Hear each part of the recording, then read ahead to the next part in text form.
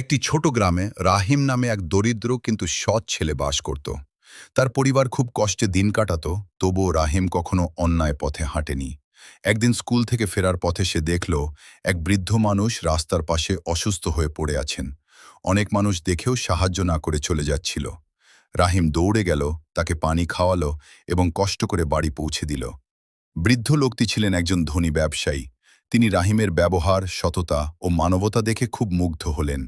কয়েকদিন পরে তিনি রাহিমকে ডেকে বললেন, তোমার মতো সৎ মানুষই জীবনে সত্যিকারের সফল হয়। তিনি রাহিমের পড়াশোনার সমস্ত দায়িত্ব নিলেন। রাহিম মনোযোগ দিয়ে পড়াশোনা করল এবং একদিন বড় অফিসার হয়ে গ্রামের গর্ব হয়ে উঠল। সে সব সময় মনে রাখল, মানুষের উপকার করলে একদিন তার ফল অবশ্যই ফিরে আসে। ভালো কাজ ও সততা মানুষকে জীবনের সর্বোচ্চ স্থানে পৌঁছে দিতে পারে। এই রকম আরও মজার ও শিক্ষণীয় ভিডিও পেতে গপ্প বাজ চ্যানেলটি সাবস্ক্রাইব করে আমাদের সাথেই থাকুন। একটি ছোট গ্রামে রাহিম নামে এক দরিদ্র কিন্তু সৎ ছেলে বাস করত। তার পরিবার খুব কষ্টে দিন কাটাতো, তবুও রাহিম কখনো অন্যায় পথে হাঁটেনি।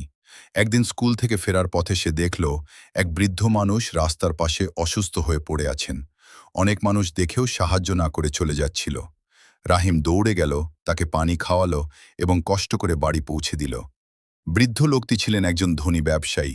তিনি রাহিমের ব্যবহার, সততা ও মানবতা দেখে খুব মুগ্ধ হলেন।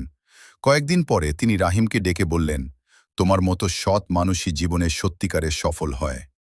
তিনি রাহিমের পড়াশোনার সমস্ত দায়িত্ব নিলেন। রাহিম মনোযোগ দিয়ে পড়াশোনা করল এবং একদিন বড় অফিসার হয়ে গ্রামের গর্ব হয়ে উঠল। সে সব সময় মনে রাখল, মানুষের উপকার করলে একদিন তার ফল অবশ্যই ফিরে আসে। ভালো কাজ ও সততা মানুষকে জীবনের সর্বোচ্চ স্থানে পৌঁছে দিতে পারে। এই রকম আরও মজার ও শিক্ষণীয় ভিডিও পেতে গপ্প বাজ চ্যানেলটি সাবস্ক্রাইব করে আমাদের সাথেই থাকুন।